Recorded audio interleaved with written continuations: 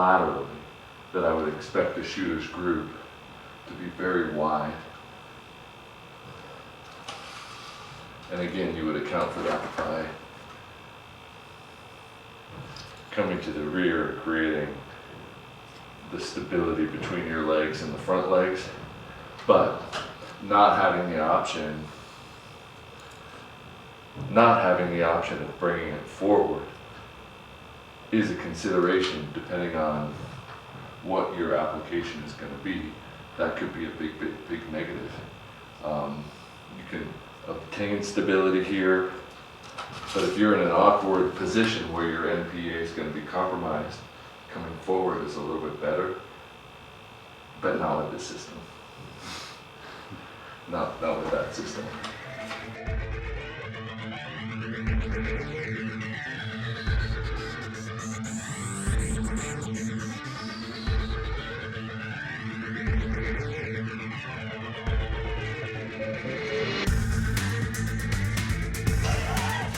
Hey, welcome to Crossfire with Frank and Chris. Hey everybody. Hey, this is a new series we want to bring to you guys, and for the first one we want to talk tripods. We get asked about tripods all the time, and to me the tripod is probably my most important piece or single piece of kit. If somebody said tripod or bipod, I'm taking a tripod.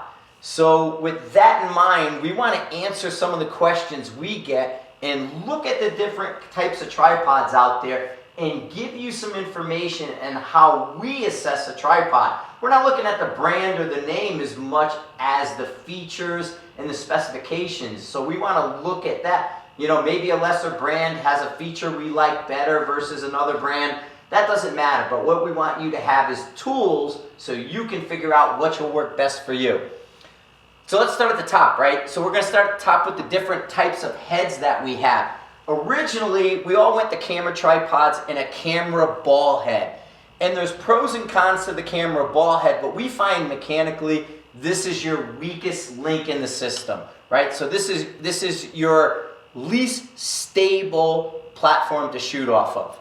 So from there, it took us to the leveling bases. And leveling bases are great because they give you a lot of stability, but manipulation and movement, right? You don't have as much movement. It's limited in how many degrees you can move, and then you have to manipulate it. Which brings us to the Anvil 30 head, and we find right now the Anvil 30 head is probably the best head on the market for shooting, and we pair it with other legs. We like to use the Anvil 30. It's ARCA or pick rail, real versatile, and it's actually less money than the ball head to spend on. So we're definitely pro Anvil 30.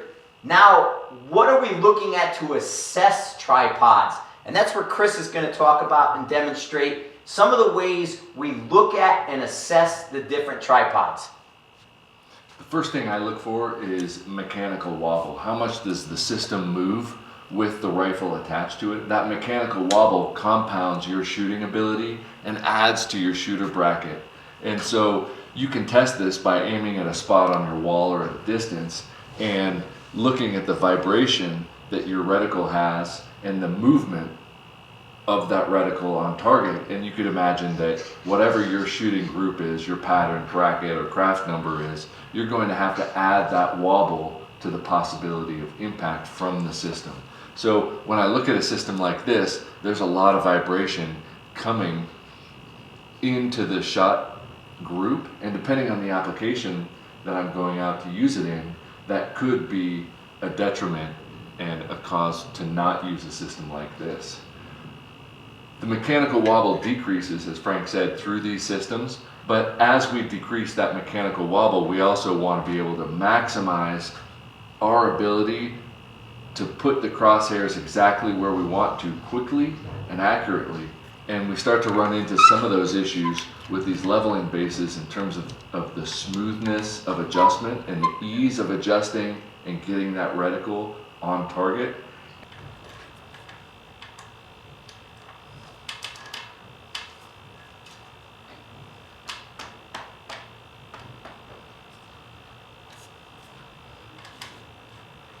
This is hard to pan. That's what I don't like about some of these bases, is that in order to pan, it starts catching, and those fine-tune adjustments are really hard to make. And with the Anvil, you seem to be able to maximize and optimize the platform to achieve very close results to what you would off of a bench or prone. In all of my tests, personally, with this, I tend to get about a 1/10 increase to my group size, a 1/10 of a mil increase with this. But what I gain from it is mobility and stability.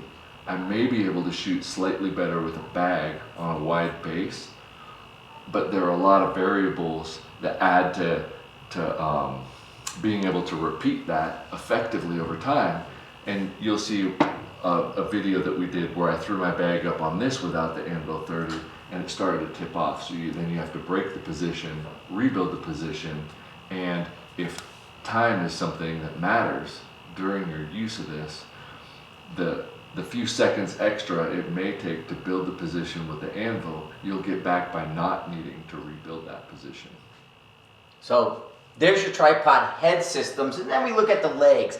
Legs are mainly going to carbon fiber, but the numbers give you something. 33 series, 34 series, 24 series, 14 series. The first number is your leg diameter size. A 1 series, a 3 series, a 3 series, 2 series type of leg systems. And then the second number, 3 or 4, is giving you those leg sections. Like Chris says, for time, a lot of guys want to take the ball head and the Anvil heads off. Just use the leg system with the bag. They run a little bit quicker. They tend to be a little bit more mobile with that system. But just look at your application when you're using either a bag or a ball head.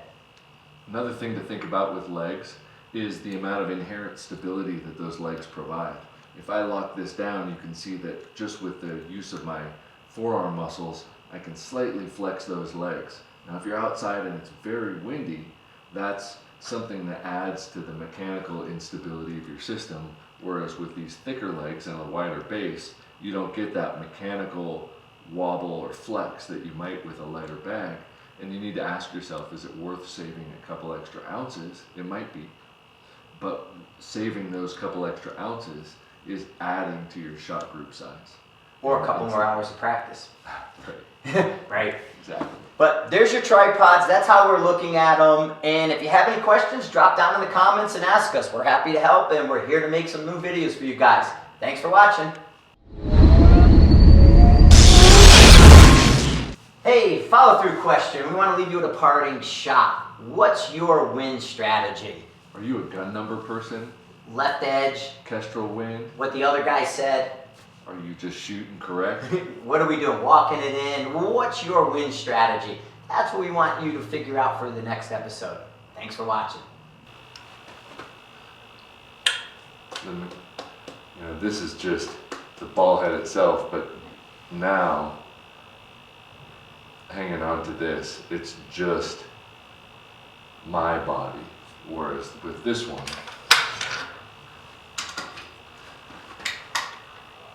I'm more stable and I'm flexing the legs of the tripod. I can feel them flex. This is where you would probably want to be shooting at an arm's length to minimize that torque effect on the system. This is also as high as this one goes. So if you need it to be higher. On the other hand, if you're shooting down, that's okay. If you're shooting up, this is okay. But in this system, you can see the difference between the attachment point and the mechanical wobble of the tripod.